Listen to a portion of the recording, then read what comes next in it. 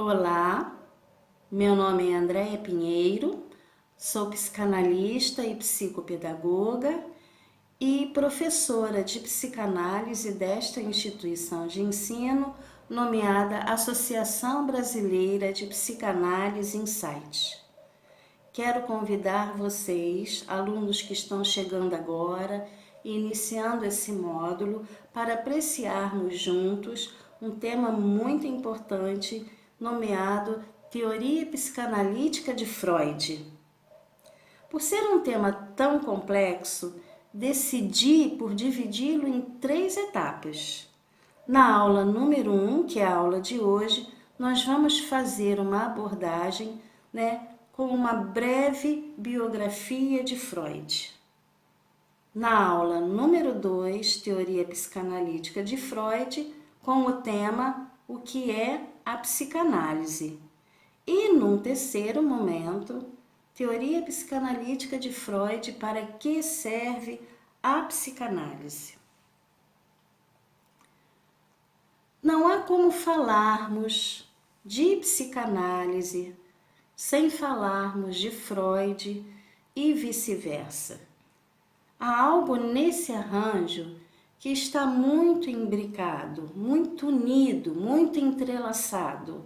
Freud e psicanálise, psicanálise e Freud. E é por isso, que ao falarmos da teoria psicanalítica desse renomado médico, Dr. Sigmund Freud, percebo a importância de traçar uma linha do tempo tentando historicizar os fatos que marcam e determinam o que justamente hoje conhecemos como psicanálise. Essa teoria, a teoria psicanalítica tão importante, tão conhecida e que vem sendo utilizada cada vez mais por profissionais de diversas áreas de atuação, desde o século passado até então, ela foi criada e desenvolvida apenas pelo Dr. Sigmund Freud, que é o pai da psicanálise, quem criou e desenvolveu toda essa técnica, que se debruçou sobre os estudos do inconsciente de seus pacientes e que nos deixa, então, essa literatura tão vasta e tão rica. Vale ressaltar que hoje, nos tempos atuais, essa teoria, criada por Freud, desenvolvida por ele, vem sendo cada vez mais utilizada como uma ferramenta de trabalho por vários profissionais de áreas muito distintas. E que, por ser a psicanálise uma teoria voltada a partir do sujeito e para o sujeito, de alguma forma ela atende às demandas desse sujeito da contemporaneidade, que é um sujeito singular. Para que vocês possam ter uma ideia do quanto a psicanálise vem ganhando espaço dentre os profissionais de áreas diversas, ainda na minha formação em pós-graduação na teoria psicanalítica, eu vi por lá profissionais de direito, nutrição, psicopedagogos, professores de diversas áreas, inclusive de educação física, que cuidavam de psicomotricidade, dentistas, assistentes sociais, que buscavam, nesse curso de pós-graduação, entender melhor esse sujeito da contemporaneidade. Eram profissionais que estavam atentos às demandas desses pacientes, desses clientes que lhes chegavam nas clínicas, nos consultórios, nos seus escritórios. E justamente porque a psicanálise ela fala do que é único, singular, individual, a partir do sujeito para o sujeito e não da coletividade. E essa é uma demanda que nós temos percebido, nos tempos atuais. Esse cliente, esse paciente que nos chega é um cliente, um paciente, enfim, um sujeito que demanda ser observado com mais atenção, que demanda ser mais respeitado dentro de sua subjetividade e singularidade. Bom, agora voltando a Freud, vamos conhecer quem afinal foi esse grande homem. Freud nasceu na Áustria no ano de 1856. Ainda muito jovem, aos 17 anos, entra para a Faculdade de Medicina de Viena. Desde muito jovenzinho, criança, Freud já demonstrava o seu grande interesse pelos estudos e se destacava entre seus irmãos. Sua família, que não era abastada, que não tinha uma condição financeira e social privilegiada, resolve então dedicar seu pouco dinheiro, e investir nos estudos de Freud, inclusive em detrimento dos seus outros irmãos, justamente por perceberem, o tamanho do interesse de Freud pelos estudos e que valeria então a pena investir nele. Freud vai então para a Faculdade de Viena, para a Universidade de Viena, e em 1881 se forma em médico, tornando-se um neurologista. Freud sempre se interessou na área de distúrbios mentais e vale ressaltar que essa, na verdade, foi o grande e único interesse de Freud. A única área que, na verdade, desperta seu interesse. Entretanto, ao formar-se, Freud percebe que ele ainda não encontra na medicina da época respostas para os sintomas histéricos de seus pacientes. Freud fica sabendo que um médico muito renomado, chamado Dr. Charcot, um profissional de grande relevância na sua formação profissional, isso é muito importante entender.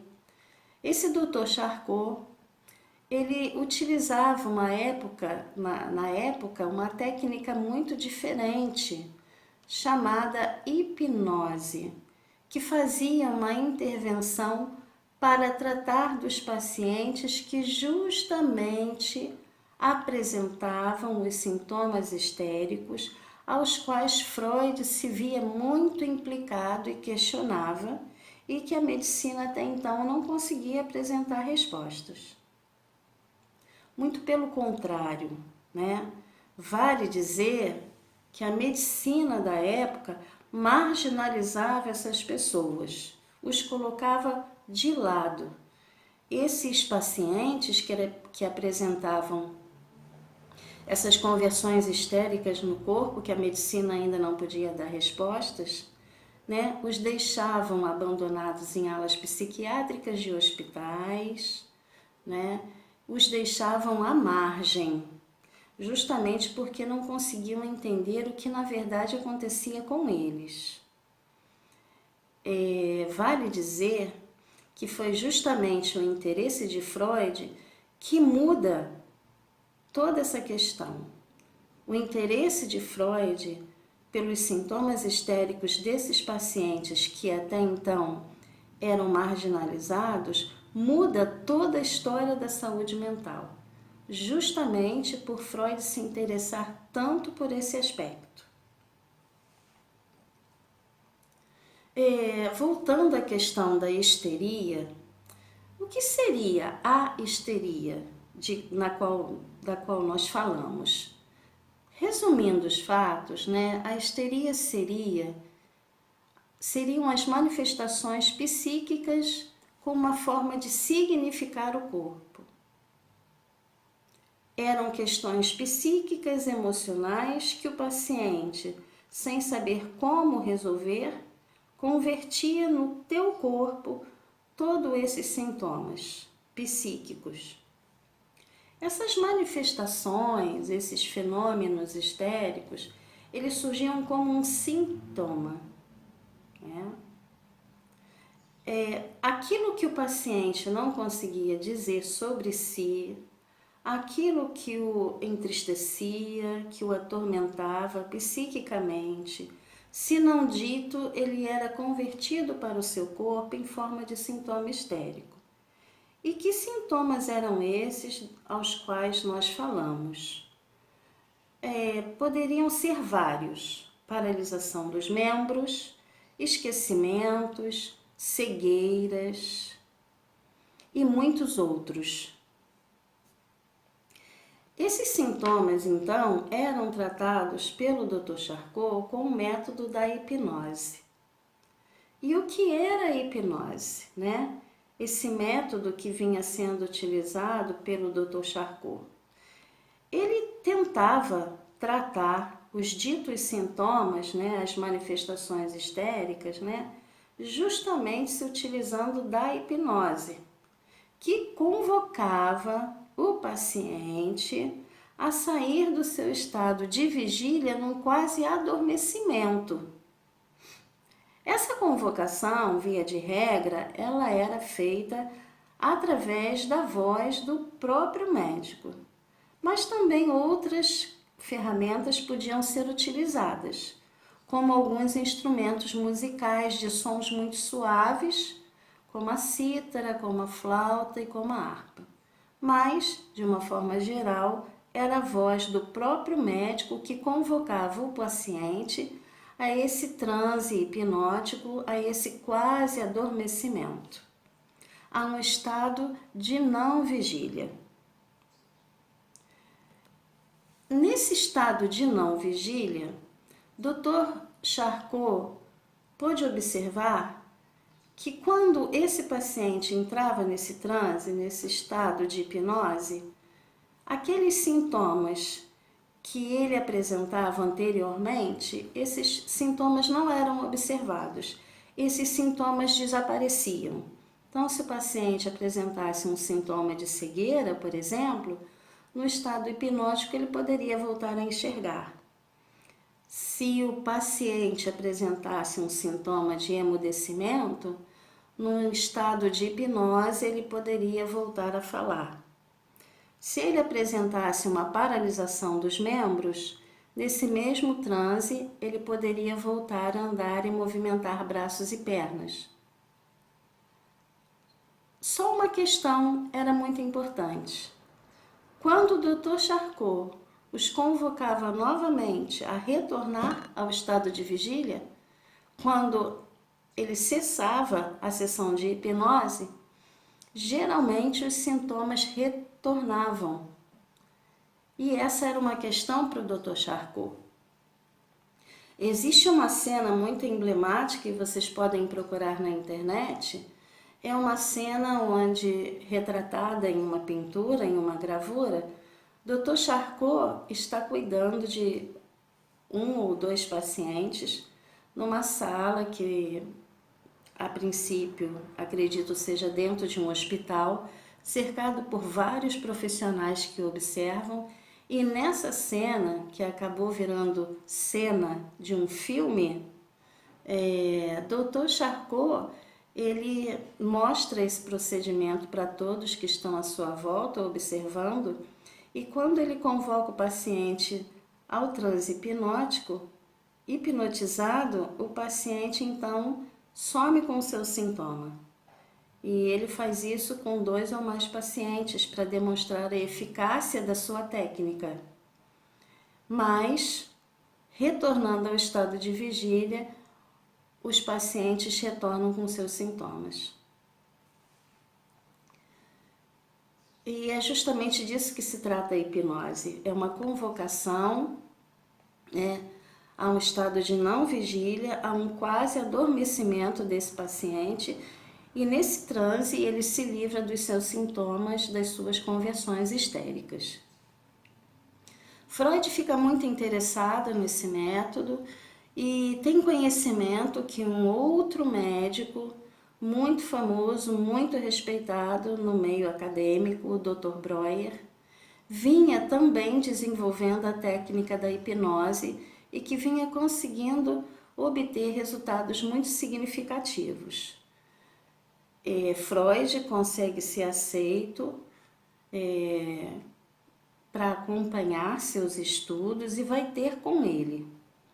Dr. Breuer foi uma pessoa de grande relevância na vida de Freud. Ele era um médico bem mais velho que Freud, porque Freud ainda se formou muito jovem, muito respeitado no meio da medicina. E Freud fica ao lado dele, mergulhado nos estudos, por um bom tempo. Dr. Breuer se identificou muito com Freud e o ajudou muitíssimo. Dr. Breuer, como eu havia dito, ele fazia uso da hipnose com seus pacientes, mas um pouco mais observador, assim como Freud, ele foi se dando conta de que o método não era assim tão eficaz, justamente porque quando o paciente retornava do transe hipnótico, seus sintomas reapareciam. Dr. Breuer teve uma paciente de grande relevância que se transformou num caso muito conhecido, que é o caso Ana O. Ana O tinha como nome verdadeiro Berta Pappenheim, mas Dr. Breuer usa esse nome fictício justamente para preservar a imagem de sua paciente. E vale ressaltar que é muito importante que tenhamos também esse cuidado ao relatarmos casos clínicos. No meio psicanalítico, é importantíssimo preservarmos a identidade de nossos pacientes. E Dr. Breuer considera essa importância. Quem foi Ana O? Quem foi Berta Pappenheim? Ana O era uma jovem muito bela, de uma condição financeira muito privilegiada, mas que, entretanto, lidava diariamente com um pai acamado a quem ela amava muitíssimo. Ana O começou a apresentar sintomas histéricos e converter em seu corpo todas as dores psíquicas por lidar com o pai acamado como ela tinha de lidar todos os dias e que ela amava muitíssimo. No final de uma das sessões hipnóticas, não tendo conseguido os resultados que desejava, Dr. Breuer começa então a fazer vários questionamentos a Ana O, a inquiri-la muitíssimo, tentando ele conduzir a forma dela dizer as coisas e de retornar as informações para ele. Muito incomodada por essa intervenção de seu médico, Ana O, num determinado momento, diz a ele: "Deixe-me falar o que quiser, deixe-me fazer as livres associações." Esse é um momento emblemático, onde o Dr. Breuer percebe que a importância das livres associações. Essa fala tão pertinente de Ana O, marca ali um momento da psicanálise, onde a hipnose, aos poucos, deixa de ser usada e, como técnica principal e fundamental da psicanálise, passa a ser, então, as livres associações dos pacientes. O que havia de bom nessa técnica era que, ao contrário da hipnose, onde os sintomas histéricos retornavam, fora do transe hipnótico, nas livres associações, o paciente, de alguma forma, ele tinha acesso aos seus conteúdos inconscientes. E que conteúdos inconscientes são esses aos quais eu me refiro? As memórias, os sentimentos, Ele conseguia falar de suas questões, falar de uma forma livre, fazendo suas associações, falando o que lhe viesse à cabeça e, de alguma forma, aqueles sintomas que antes eram observados e convertidos em seu corpo, aos poucos os sintomas iam desaparecendo, o que não acontecia no transe hipnótico.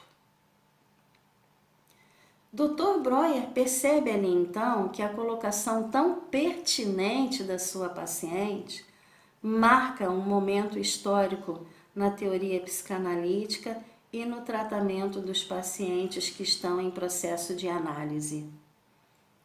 Dr. Breuer percebe que a melhor forma de acessar esses conteúdos inconscientes, que na maioria das vezes é o que justamente faz com que o paciente paralise sua vida, essas livres associações são uma resposta para esse tratamento tão desejado anteriormente e que se utilizava da hipnose para cuidar e tratar dos pacientes. Aquilo que não era dito era convertido no corpo como sintoma histérico. Ao dizer de suas dores, ao falar do que ele desejava, o paciente ele ia gradativamente se livrando de seus sintomas. E esse era o ponto muito positivo das livres associações, que justamente acontece num determinado momento do acompanhamento clínico da sua paciente Ana O pelo Dr. Breuer e que Freud estava lá presenciando tudo isso.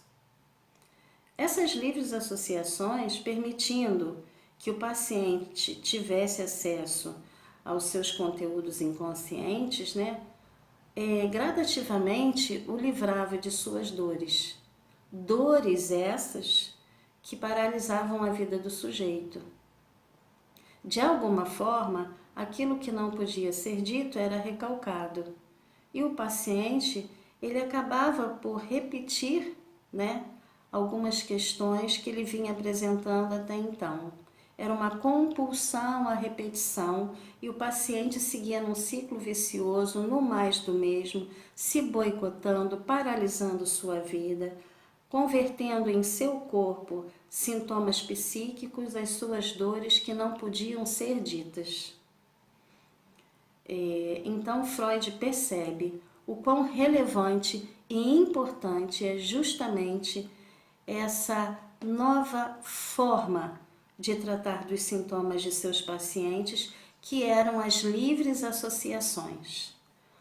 Muito encantado com tudo que viu e presenciou ao lado do Dr. Breuer e o tratamento com seus pacientes, Freud então retorna à sua cidade de origem, retoma o seu consultório, os seus pacientes, começa a utilizar a técnica da livre associação com os seus pacientes e passa a se debruçar sobre os estudos do inconsciente, que é o objeto de estudo da psicanálise.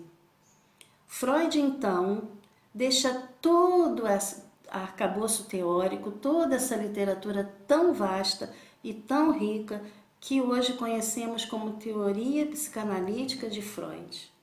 Freud foi o criador da psicanálise, é considerado o pai da psicanálise, porque desde quando terminou seus estudos em medicina, formado em neurologia, Freud fica muito implicado por aqueles sintomas que a medicina na época ainda não podia dar respostas e que, muito pelo contrário, acabava por colocar à margem esses pacientes que apresentavam esses sintomas.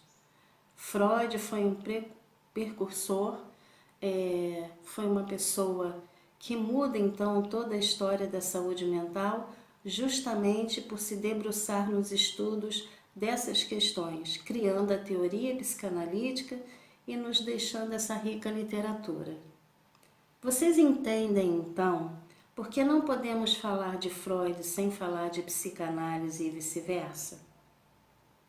Freud marca, cria a teoria psicanalítica, uma teoria tão importante, tão respeitada, que ainda nos tempos atuais tem ganhado tanto terreno e tanto respeito.